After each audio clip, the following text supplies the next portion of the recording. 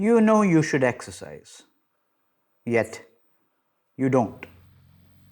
You believe in climate change, and yet you fly constantly.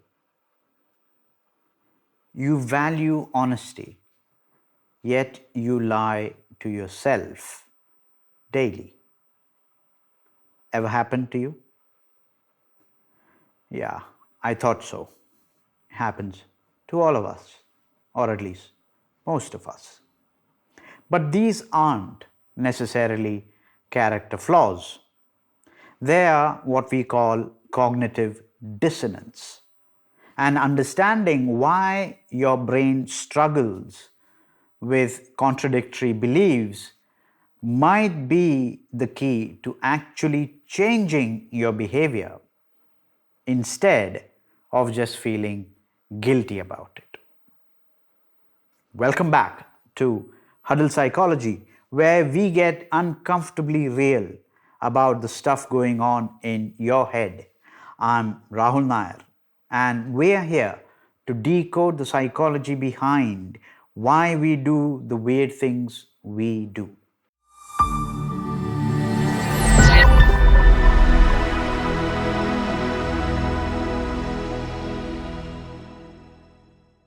Okay, so let's set this topic up. Cognitive dissonance is basically the psychological discomfort you feel when holding contradictory beliefs or when your behavior contradicts your values or your beliefs. Your brain just hates this discomfort, and so it employs various strategies to kind of resolve the tension. And most of them, let me add, involve self deception rather than any real change in your behavior.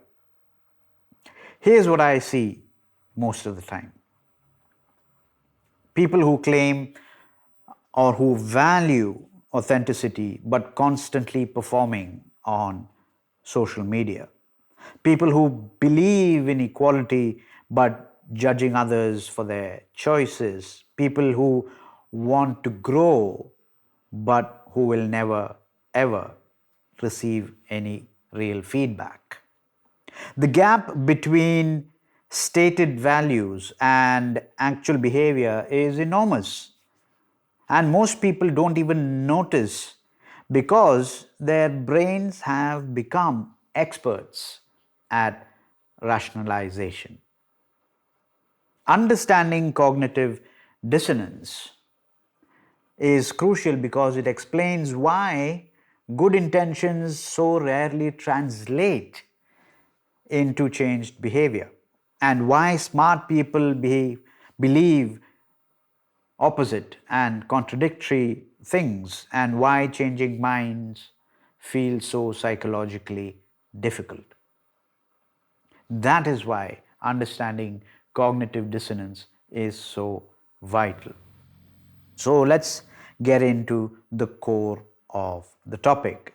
Leon Festinger, a very well known psychologist, identified cognitive dissonance in the 1950s. His research showed that when people held contradictory beliefs, or when their own behavior somehow was in contradiction to their beliefs, they experienced psychological discomfort. And that motivates them to resolve this inconsistency. But here's the problem: there are three ways to resolve dissonance, and only one actually involves changing your behavior. So let's go through them one by one. Firstly, change your behavior. Simple as.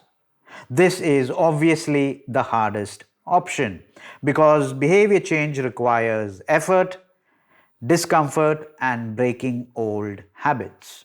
So people typically avoid this naturally unless they are really forced to do so.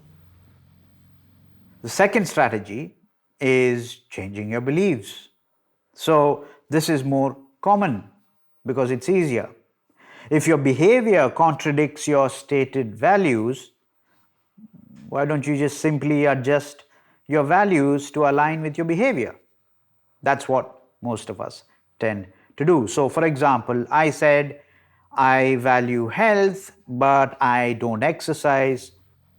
So maybe health isn't that important to me after all.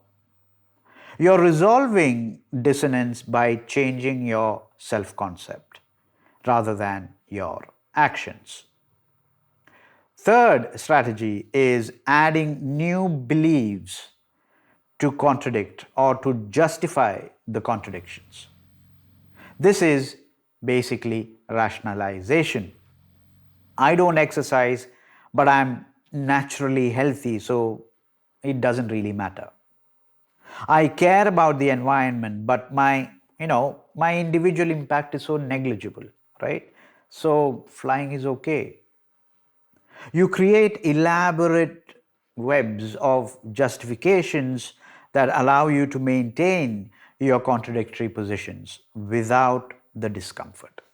So, these are three ways that you can use to resolve your dissonance, of which only the first results in actual changed behavior. So, before we go any further, let's take some examples of cognitive dissonance in our modern day life. Let's begin with value behavior gaps. You claim to, for example, value work life balance, but you check email at midnight. You say relationships are your top priority, but you keep canceling your plans. You want to be environmentally conscious, but you continuously consume non-stop. Secondly, political and social beliefs. You hold contradictory political positions, but you don't notice because they're never examined together. You judge others for behaviors you engage in yourself, but with different justifications. Thirdly, self concept contradictions. So you think of yourself as a kind person, but you act cruelly in specific situations. You believe you're open minded, but you dismiss perspectives that challenge you. You claim to be growth oriented, but you avoid the discomfort of receiving genuine feedback. You see, the psychology behind why this matters is that you can't change what you don't acknowledge in the first place. If your brain is constantly rationalizing away your contradictions, you will never notice the gaps between your stated values and your actual behavior. So, how do you actually use cognitive dissonance to create change instead of just generating more sophisticated rationalizations? Here are three strategies. Number one, the values behavior audit.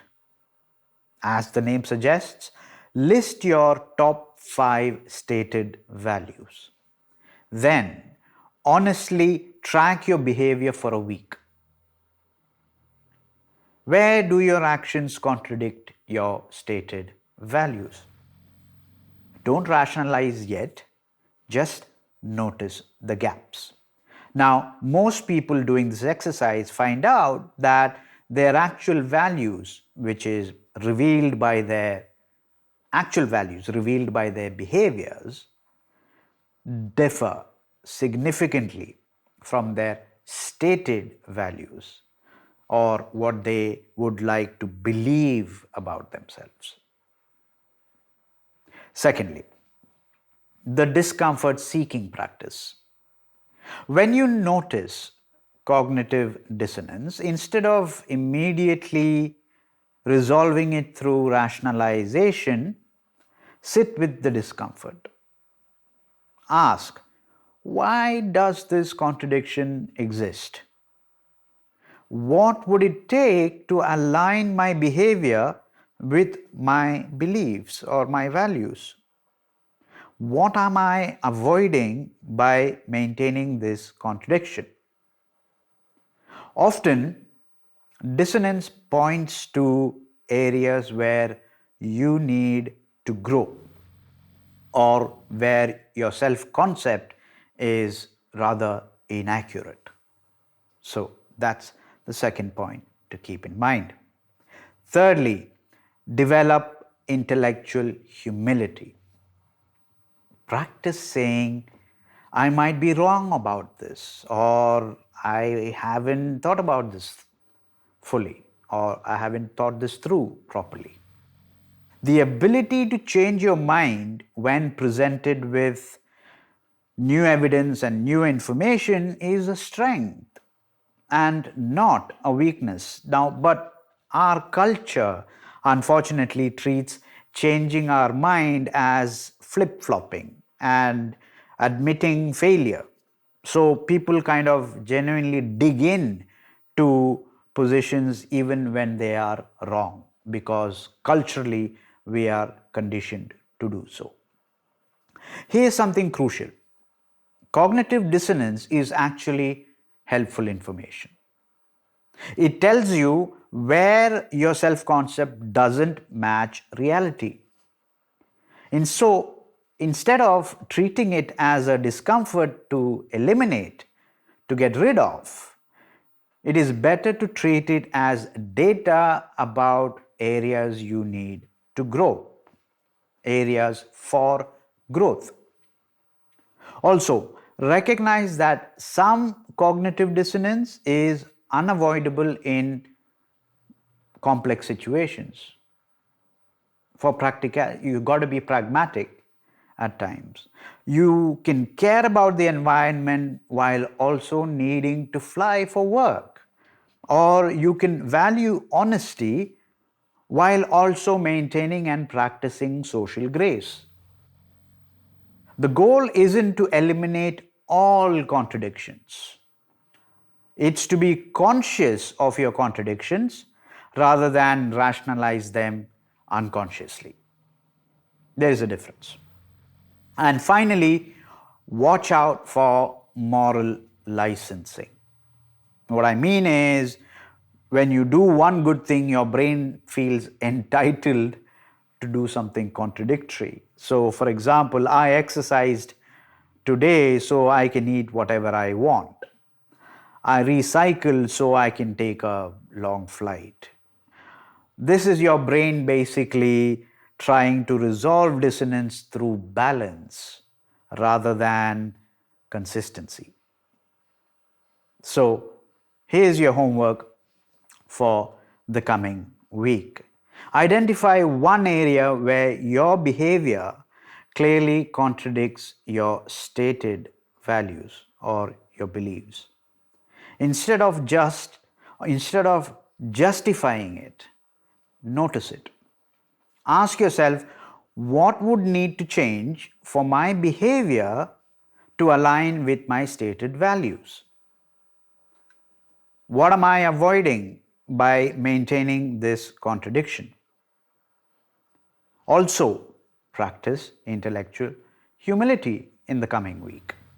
When someone challenges your position, try saying, that's interesting. I'll think about that. Instead of jumping immediately to defend your view. See how it feels to kind of leave room, leave some space to be wrong for being wrong. So try these. I invite you to try these exercises in the coming week. Next week, we are closing out on season 2 of our YouTube channel by talking about post-traumatic growth. The philosophy and the psychology of how our worst experiences can become our greatest strengths. It's going to be a little intense, but perhaps necessary. Post traumatic growth. That's next week. Coming back to today's topic, drop a comment. What's one contradiction you've noticed between your stated values and actual behavior? Let's kind of try and normalize being honest about our gaps instead of rationalizing them away all the time. And as always, check out our blog, huddlepsychology.substack.com, for articles on most of these topics. Also, if you'd like to talk about any of these topics on a one-to-one basis, feel free to reach out to me at rahul@huddlepsychology.com. Now, before I leave you, I invite you to check out my very first book called Already Home, Advaita Vedanta for Everyday Living, and it is available as a Kindle ebook across all Amazon marketplaces and also available as a paperback book in the UK and the US marketplaces. So please do check it out, and if of interest, please do give it a read, and I'd be grateful for your support. So that's it for this week. Until next time, keep huddling and keep growing. Ciao for now.